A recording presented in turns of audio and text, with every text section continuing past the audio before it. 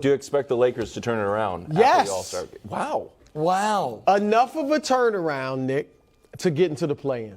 Wow. And the only reason I'm limiting What an it to the play-in is because I do expect LeBron and AD to miss a few of these games. They got, 23 games left. I think they'll miss a few.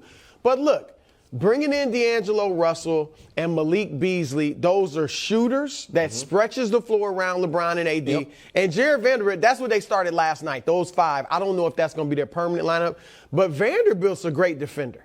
So you got him and AD out there now. Vanderbilt's long and athletic. And then the bench, I've always liked Schroeder. You guys have heard me talk about him. Obviously, Austin Reeves. Mo Bamba brings length. He's a 7-footer who's athletic. So I think they'll make a push, and I think they move ahead of New Orleans is just in free fall. New Orleans in real trouble. Right. They're really 7-17 since New Year's Eve. And Zion on the board doesn't play again this year. Not great. Very, very good chance. So I think New Orleans, Portland, and either OKC or I got Utah, Portland falling out, and OKC or New Orleans. One of those, so I think those are the teams. Do you think, when you say the play, before I get my answer, I just want to dig into it for a moment. Do you think they could get to the 7 or 8 line? Because there is a huge difference between being the 7 or the 8 and you only have to win once, or the 9-10 where you have to go 2 for 2 to make the actual playoffs. I think they have a shot.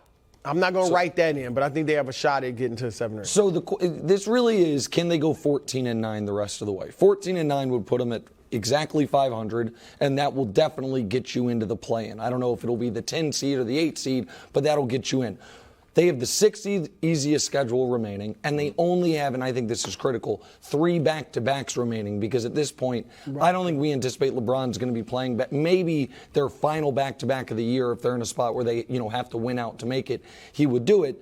But ultimately, Wilds, this is an Anthony Davis question, in my opinion. The question, because Anthony Davis was good yesterday after his first good game since the game when LeBron broke the scoring record and he seemed detached and had been playing poorly. No, he was just locked in because they were losing. Yeah, of course.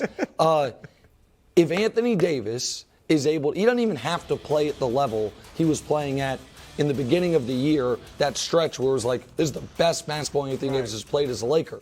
If he can simply play around the level he was at last night, then there's no reason whatsoever the Lakers shouldn't be able to claw their way with this schedule that they have the rest of the way into the play-in. So you don't have them going above the play-in? No, I don't. No, I don't think they're going to jump 6 teams. Now, I will tell you, depending on how they look, if they get in, do I think they actually could be a tough matchup for the number 1 seed Denver Nuggets? Possibly. Depending on, again, we got to see these guys. AD can outplay Jokić. AD can outplay Jokić. We've seen him do it in the postseason before. And now, obviously, Jokić has gotten better since then, and AD hasn't seemed to. But this to me is all about Anthony Davis, and is Anthony Davis over whatever was maligning him the last couple weeks? Strong maybe. The next 4 games out of the All-Star game, Brew. Golden State at home, then at Dallas with Kyrie. That'll be a fun game. At Memphis, you'll take an L on that one, and at Frisky Thunder. Minnesota's sneaky good. Well. Can I interest you in a player? It's not a blind resume. I'm just going to read it. Okay. 8.5 points, 7 rebounds, shoots 39% from the field, 35% from 3, and doesn't play defense, but has good chemistry. Little Kevin Love buyout market. Are you interested at all? If I'm the Lakers? Yeah. I am. I am too. Maybe for camaraderie. I mean, he's got LeBron's guy. Hit some threes. Hit a corner 3 or 2. Okay. And a little added front court depth if we do think LeBron's going to have to, they have 23 games left. We think LeBron's going to miss more than 2 or 3 of those games. Having a little extra front court depth. Who's he guarding, though? Nobody. Well, nobody. Okay. The answer's nobody. I don't know if those 8 points are going to make up for the 18 he gives up. Hit some open threes. Headed into All-Star, we have the results of the unofficial MVP straw poll. Tim Bontemps wrote a great article. Here's the results. Out of 100 votes, Joker got 77 first-place votes, bro. My guy Giannis only got 11. What are we doing? Well, Brew, you're the official voter on the squad. Are you okay with this? No, I'm not. Okay. I'm not. You guys know I have 4 criteria. Because the great thing, and I guess maybe the exasperating thing to some people, is there's no criteria. So one voter might think it's best player on best team. Yep. One guy might have a totally different criteria. My criteria, individual dominance as witnessed by your statistics, team success, supporting cast, and historical precedent. Yep. And with this matchup with these three, I'm going to throw in another one head-to-head, which is hard to do. I like that. It's only one of 80. They only play a couple times in 82-game schedule. However, Giannis and Embiid haven't played head-to-head. Jokic missed. Giannis and Jokic. Yep. Jokic missed the game. Giannis and Embiid have played twice. They split the wins, and it's kind of very close. And if you remember on that note, last year, there was that Embiid-Jokic matchup, and Embiid could have taken potentially the game-winning three. He kicked it to the corner, and a lot of people said that could have been his MVP moment. I thought about that. But go ahead. And this year, in the MVP moment, when Embiid met Jokic, demolished him. 47 points, 18 rebounds, and Jokic was guarding him most of the game. And he just abused him in every single way. And the fourth quarter was guarding him on every single one of Embiid's and buckets. could do nothing with him. Hit a step-back three in his face to seal the game. But here's the thing. When we go individual dominance, here's the statistics. Jokic is averaging a triple-double, which is phenomenal. However, let's be honest, the triple-double's been a bit watered down in terms of significance because Russell Westbrook did it 4 times. I voted for Westbrook when he got it because we didn't think we'd ever see that again. Now it's not 3 more times and nobody cares. Right, it's not quite what credit, you Joker doesn't care either. Like he was asked about it, he's like, I don't care. Sure. Yeah, he's a phenomenal player. But Giannis has Jokic is averaging 5 more assists than Giannis almost. Giannis is averaging 8 more points. And then more rebounds. And I think the free throw attempts is huge. He's getting to the line 13 times. Jokic is getting there 6 times. That's huge because it gets the defense in foul trouble and everything else. I like that. I would go with Giannis right now because he's without, as you know, Chris Middleton, second best player for all season. They got the second best record in the league. He's a far better defender. He would be my guy right now. This is why this is exasperating for me. Because you guys joke around. You're like, you hate Jokic, but he always shows up on the medal stand. I don't hate Jokic. I said a few years ago I thought he should be second in MVP to Chris Paul. Last year I had him third behind Luka and Giannis, if I remember correctly when we discussed it. My problem is that it feels to me like the voters changed the rules to make it apply to Jokic. Last year we were told the record essentially does not matter. The Nuggets had the 11th best record in basketball, the 6th seed in the West, and we were told, nope, doesn't matter. Look at his advanced numbers. This year, what I'm hearing is, well, they're the 1 seed. You now can't say he's doing it and they're not winning. But in a league where, as you say, it's never been easier, some think, to score 30. Right. And you have all these guys averaging 30.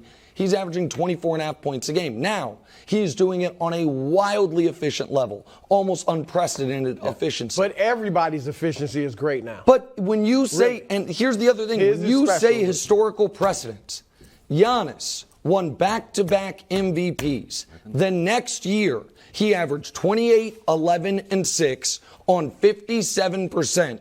He got 1 vote because as far back as 3 years ago, everyone kind of agreed, we're not giving you all the MVPs until you show it in the postseason. And Jokic, since he has started winning MVPs, they are 5-8 in the playoffs. And I understand people are yelling at their television screens wild, saying it has nothing to do with the playoffs, it has nothing to do with previous seasons, it's this year in a vacuum. And to those people, I would say, you are wrong. We have 70 years of MVP voting to show us it is not just this year in a vacuum. And I care about this because I think this is the most important award in professional sports in this country. I think that the NBA MVP has the most prestige, and the list, there are no wait, that guy won an MVP like there is in the NFL when the kicker won it, and it matters. And we are rewriting what is been the precedent forever. We haven't even talked about that it'd be his 3rd straight, which has been done once since Wilton Russell did it, and it was Larry Bird in the mid-'80s, and he ain't Larry Bird. And all 3 guys that won it, Russell obviously won a championship almost every year. Wilt was winning his 2nd championship his first, he won his first championship in the 2nd straight MVP out of his 3. And Bird won 2 during his 3-year MVP run. And Jokic hasn't even gotten to the finals. I think I think to drive home your point of how important it is, in the current, those of us who are watching it happen, we have the context. We see Steve Nash won 2 MVPs. Isaiah Thomas won none. We understand he's not better than Isaiah. But down the line, people that didn't see them play will say, wow, maybe Nash was better than Isaiah because he's got the 2 straight MVPs, and he deserved them. And if Jokic, Nick, if he was head and shoulders above everybody else, and there was no one else doing it for injuries or whatever the reason, I would go with him. I wouldn't let the 3 straight stop me. It's 77% of the people polled. But that to me close. is an example. No, I think they're driven by the metrics. It is groupthink. Stats. And can I just ask this simple question? Because what about of those guys, when it comes to it's the postseason or it's a huge game, we have to get a bucket. Is Nikola Jokic number 1 pick for anybody?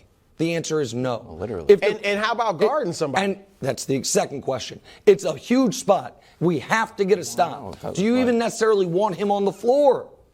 When the other 2 guys we're talking about are 2 of the best in the league. I know. If you are going to win 3 straight MVPs, you have to be so far clearly the best player in the league, plus postseason success. But they're going to do it, and the award's going to lose its meaning. You agree? To me, it's those 3. Luka, they're 7th seed right now. No, I think Luka's falling out. But let's get to Russ. We got to get to Russ. We got to just quickly on Russ. Is he headed back to the Clippers? Strong maybe. Shams reporting the Clippers currently in talks with the former MVP. Clippers players, Brew, very outspoken in their support. Quick review of his numbers last time he played with Paul George on the Thunder. Oh, phenomenal. Really good. So we know that's a fit. Do you like this match? Yes, I want him with the Clippers. They traded Reggie Jackson and John Wall. They have no point guards other than Bones Highland, who's a nice little backup. Russ would be good there. I'm not predicting championship yet, but his energy with Kawhi and Paul George, and neither of them is ball dominant, so I think they would be good fits. And Paul George had his best season, Nick. You remember that, in OKC with Russ. I'm so shocked right now. Absolute best fit for him. Truly, it might be where he should want to be, but that does not mean the Clippers should want him. We're in a weird spot with Russ where, it feels like some people feel the need to, defend Russ the human being because he gets so criticized, Russ the player. Everybody knows Russ is a great guy.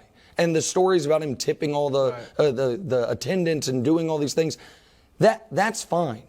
That does not divorce yourself at all from this fact. He is incapable of being part of winning basketball at this point in his career. If you are trying, he's been on 5 teams in 5 years. Well, Washington went as far as they could. Him? You think that if you're trying to win a championship, you want Russell Westbrook? Absolutely. He doesn't have to play 35 minutes a night. I'm shocked. I thought we could do this very quickly because I thought we'd all say it was insane.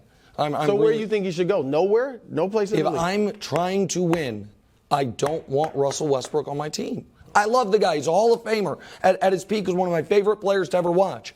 There is a reason that he keeps getting moved around, and there is a reason that he has not evolved into even a slightly different version of himself, except that he's less athletic and less efficient. It doesn't work. We'll leave that there. We have some sad news before we go.